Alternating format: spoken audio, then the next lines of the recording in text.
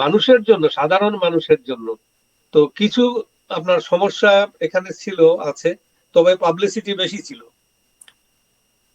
এক ধরনের ইয়ে আছে, ধরেন সাংবাদিক কি এক ধরনের লোক আছে, ওরা একটু এই সোশ্যাল মিডিয়ায় অ্যাক্টিভ হতে ভালোবাসে, যার জন্য কিছুদিন আগে আওয়ামী লীগ সম্পর্কে, মানে সিটিং সরকার সম্পর্কে উম, অনেক আপনার নেগেটিভ প্রচার হয়। হুম। আমি মনে করি এই প্রচারগুলো পার্ট অফ দিস মুভ, যে মুভটা সরকারের বিরুদ্ধে অনেকগুলো ফ্যাক্টর এখানে কাজ করছে। যেমন সন্ত্রাসীরা অ্যাক্টিভ, যেমন সোশ্যাল মিডিয়া, তারপরে বিরোধী দল তো আছেই। আপনার বাংলাদেশের সবচেয়ে বড় বিরোধী দল, যারা দুইবার তিনবার বিএনপির সরকার কথা গঠন বলছেন তো করছে, আপনি? বিএনপির কথা বলছি, হ্যাঁ। তারা কিন্তু, আমি বলবো যে তারা কখনোই গণতন্ত্র প্র্যাকটিস করে নাই, তাদের জন্মের পরেও করে নাই। ক্যান্টনমেন্টে জন্ম এই সংগঠনটার। তারা 2014-তে আমি জানি শেখ হাসিনা তাদেরকে স্বরাষ্ট্র মন্ত্রণালয় সহ 4টে মন্ত্রণালয় দিতে বলছে, যারা অ্যাডমিনিস্ট্রেশন নিয়ন্ত্রণ করে, যে তোমাদেরকে আমি এটা দেবো আসো নির্বাচনে। তারপরও তারা আসে নাই নির্বাচনে। আপনার শুধু সরকারের দোষটাই বলা হয় আমাদের এই সোশ্যাল মিডিয়াতে। তারপরে 2018-তে এরপরে ওরা আপনি দেখেন যে আগুন সন্ত্রাস, যেটা পেট্রোল বোমা মেরে যেভাবে মানুষ হত্যা করছে, সাধারণ মানুষ, বাসে, গাড়িতে, বিভিন্ন ভাবে, ইভেন রিক্সাওয়ালাও মারা গেছে। পেট্রোল বোমার কথা আপনাদের মনে আছে, যেটা আমাদের দেশে নতুন ইন্ট্রোডিউসড হয়েছিল, সেটা হুম। এই বিএনপি করছে, বিএনপি জামাত মিলে। তো বিএনপি জামাত মিলে যখন 4 দলীয় সরকার ওরা গঠন করে হ্যাঁ। 2001-এ, তখন থেকে আপনি দেখুন শেখ হাসিনা কিন্তু শান্তিপূর্ণ ভাবে ক্ষমতা হস্তান্তর করলেন।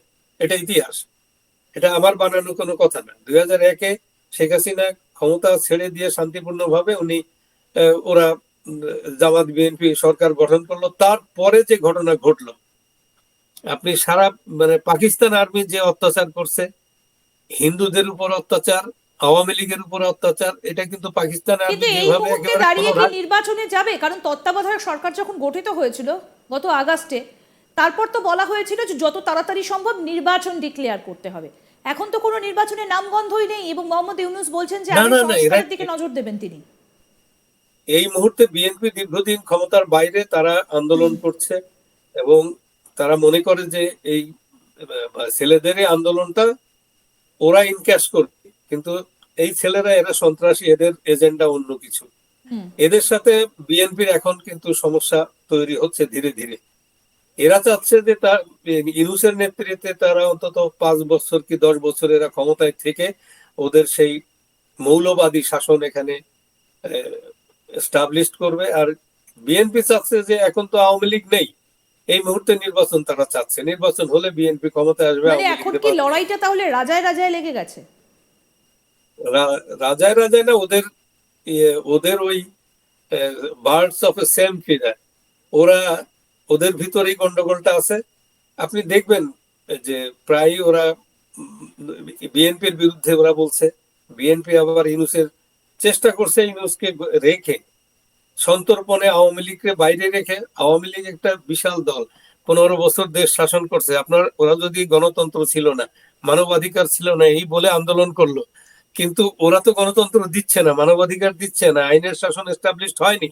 আপনি বাংলাদেশের ঘটনাগুলো, রিসেন্ট ঘটনাগুলো এখনো যা ঘটছে, কালকে দেখলাম একজন প্রায় 70-75 বছর বয়সের একজন মুক্তিযোদ্ধাকে গলায়, তারা ইয়াং পোলাপানে গিয়ে তাদেরকে বাসার থেকে বের করে দিয়ে বলছে তুমি এই এলাকায় থাকতে পারবে না। ঠিক, আজকে সেই তো ছবিটা এটা আমরা তো দেখাচ্ছিলাম যে গলায় জুতোর মালা পরানো হয়েছে একজন একদম, একদম মুক্তিযোদ্ধাকে, ওইটা দেখে প্রবীণ আমার মানুষ তো, তিনি। আমার মানে কি ভয়ানক! এই তারপরে আপনি ছবিগুলো দেখেন, মেনে নেওয়া যায় না।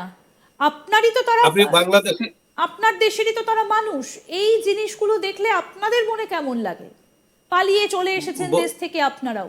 আপনারা যে আসলে এটাই, আপনারা তো আসলে বুঝতে পারছেন যে যে এটা বোঝা যায়, যারা, যেমন একটা মানুষ যখন ডিসলোকেশন হয়ে যায়, তার সেই ভিটা মাটি ছেড়ে, উম, উম, খুব মানে খারাপ পৈতৃক লাগে, খুব বাড়ি খারাপ ভিটা লাগে। মাটি ছেড়ে যখন চলে যেতে হয়, তখন সেটার যে বেদনা, এটা আমি 71 সালে দেখছি এই ছবিটাই দেখছি।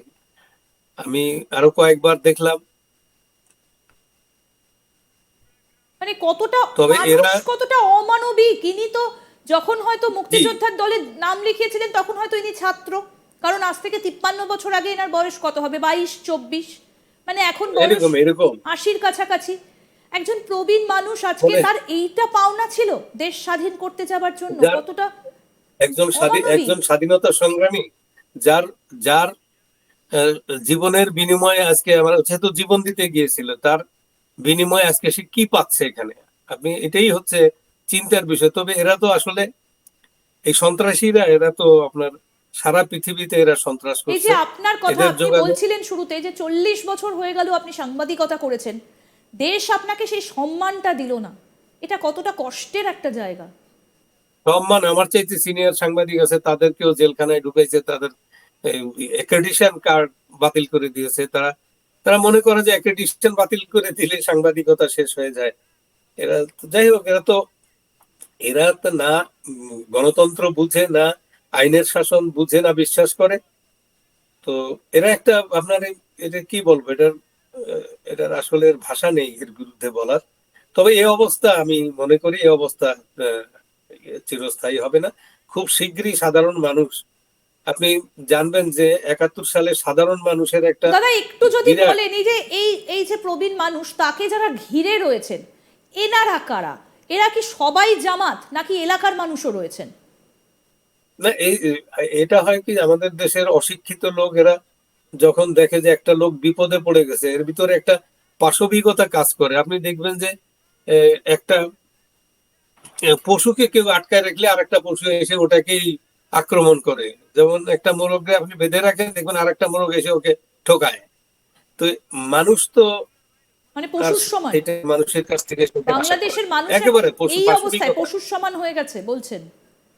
একদম একদম। এটা তো আপনার দেখলেই বোঝা যায়, একটা তার বাপের বয়সী তার গলায় মালা দিচ্ছে, তাকে হিউমিলিয়েট করছে, গায়ে হাত দিচ্ছে।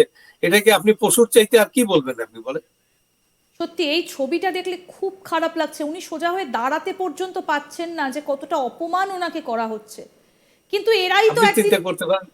এরাই তো একদিন স্বাধীন দেশের বাসিন্দা বলে তারা গর্ববোধ করতেন।